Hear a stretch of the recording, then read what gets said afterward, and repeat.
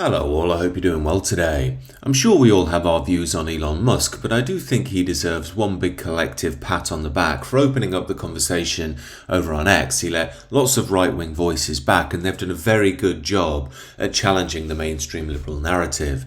It would seem to me we're now seeing things that the system does not want us to see, and that's really changing the public conception of the situation we're in.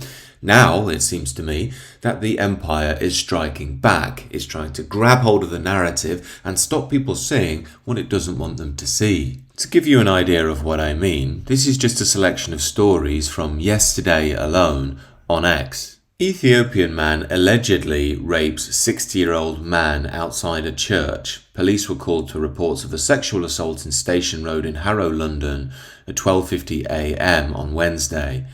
Brooke Dilasange of no fixed address was arrested at the scene on suspicion of sexual assault and rape. Now you could say, well look, this is just one case, it's alleged, nothing's been proven and it's just being blown up by the evil far right. But remember, I found all these examples on a simple 2-minute Twitter search. Let's see what's up next. Oh my god. What you doing with that? Yeah, got it. What you doing with that, bro? I got it. You gonna eat it? Yeah.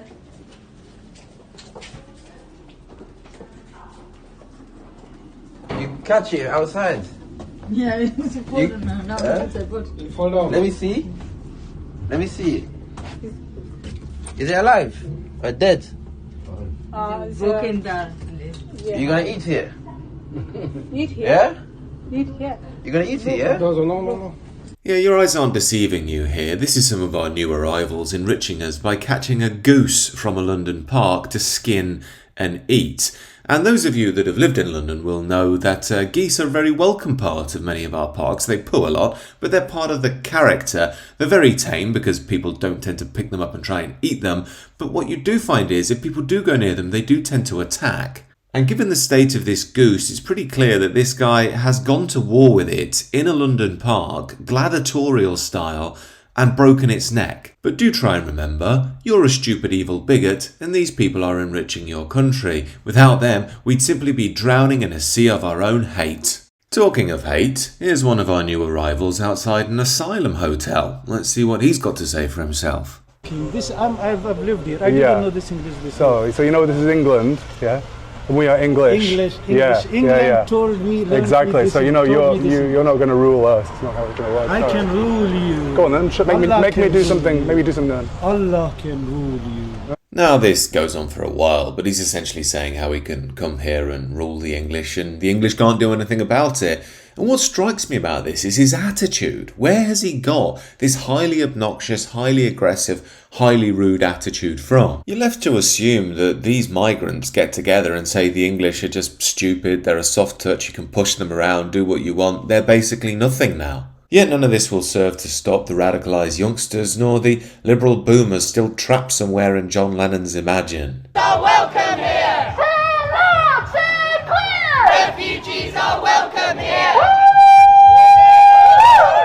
Of course, these idiots don't understand the humanity they're protesting for will undermine the very humanity they stand upon, but that's a video for another time. Yet again, the great thing about X, it allows people like Callum of once Lotus Eaters fame to point out things like this. The placards this group are holding are from a group called SUTR.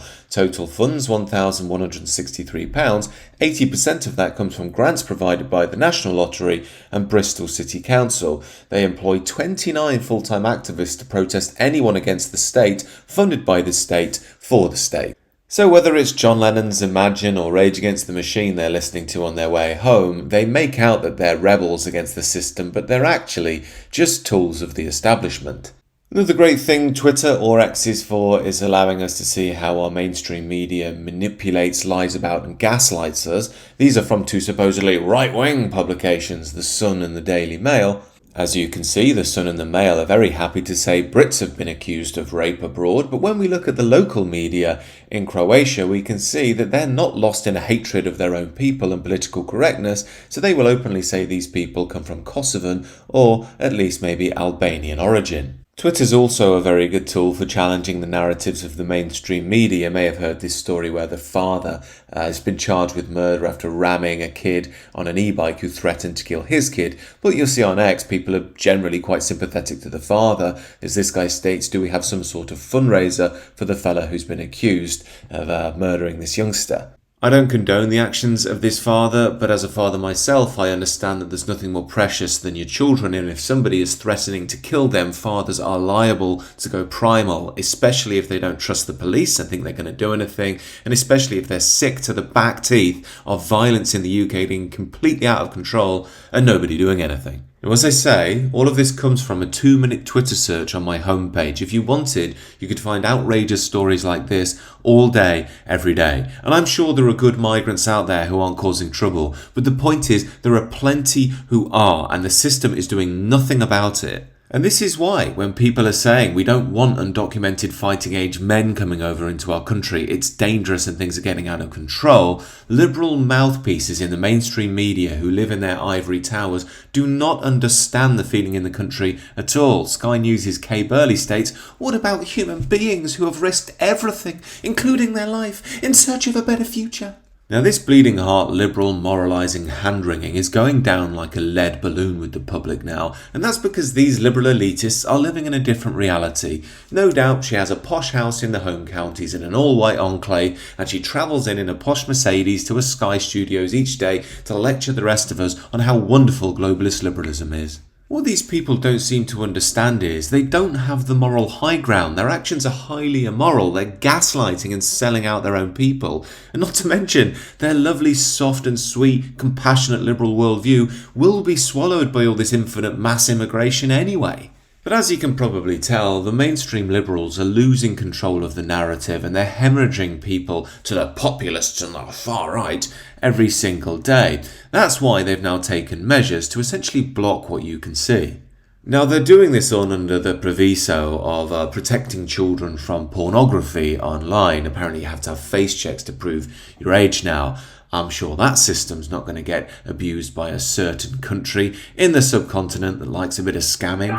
What? Do not redeem the cards! Yes, I'm redeeming the cards! I'm redeeming the cards! Okay? Prepare for a bit of that if you're going to visit certain websites. However, I'm not exactly pro-pornography. I think it's a tool from the powers that be used to undermine Western men and corrupt Western nations. Yet with regards to this legislation, I think many are reading between the lines, as Simon Roberts points out. Just as local immigration protests were spreading, the OSA, brought in today, is blocking footage of anything of public interest going on. So if you're British, you are somewhat prevented from seeing what is going on in your own country. Oh, and look at this. Surprise, surprise. BBC Newsnight is talking about how Britain has the power to shut X down because, we wouldn't want people listening and reading hate speech on Twitter now, would we? Now, as you can probably tell, this looks like one big project of containment, and we've seen this sort of thing before. We've had purges on YouTube, and more recently we're getting more containment figures like Farage. He's taking a massive audience here, maybe dragging people away from a stronger right-wing heartland message to a more containment message of, right-wing globalism. But what really got my spidey senses tingling was that Jacob Rees-Mogg started a channel recently. Now, I liked Mogg originally. I thought he was sort of representative of 1920s England. It's all an act, really. He's just another Tory globalist liberal deep down. And the cheek of this guy, he's already got a big audience on GB News. Now he's releasing videos called The Immigration Problem That No One Is Talking About. Everybody's talking about immigration because you were in government for well over a decade importing people en masse into our country. Personally, I see this as an appalling effort to try and usurp the public back to the liberal mainstream. Shame on Rees-Mogg. However, I don't think they can put the lid back on Pandora's box now. We should thank Elon Musk for opening that box, and now everybody's seen what's really going on, and I don't think the government can contain it anymore.